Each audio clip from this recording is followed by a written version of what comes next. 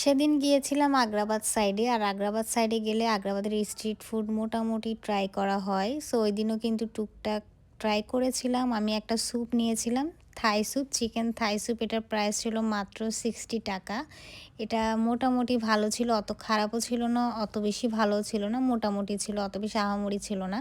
এরপর একটা meat box try করেছিলাম আমরা। মিট বক্সটা অনেক বেশি ভালো ছিল। মিট বক্সের প্রাইস সম্ভবত 160 টাকা ছিল।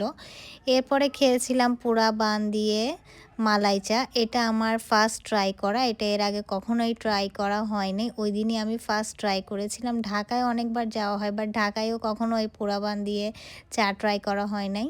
তো ওইদিনই ফার্স্ট ট্রাই করলাম এবং এটার ফ্যান হয়ে গেলাম বলতে পারো। কারণ এটা এত বেশি ইয়াম্মি ছিল, এত বেশি টেস্টি ছিল। আমার বানটা খেতে এত বেশি ভালো লাগছিল, আর এটার প্রসেসিংটাও আমার জানা ছিল না। বানটা অ্যাকচুয়ালি কীভাবে দেয় ওরা। সো ওইদিন দেখলাম আসলে ওরা এটা কিভাবে বানায়, কি একটা জানি উপরে দিল। মনে হয়েছে দুধের কোনো মিশ্রণ এ টাইপের কিছু একটা, ওইটা ব্রাশ করে তারপরে হচ্ছে ওরা ওইটা চুলাতে পুড়াচ্ছিল বানটা। এত বেশি একটা স্মোকি ফ্লেভার আসছিল। উপরের দিকে আবার সম্ভবত হরলিক্স এবং গুঁড়া দুধ দিয়েছিল, আমার যতটুকু ধারণা। আমি টেস্ট করার পরে এটা আমার মনে হয়েছিল। আর মালাই চা ছিল, সাথে কম্বো প্যাক ছিল মাত্র 50 টাকা।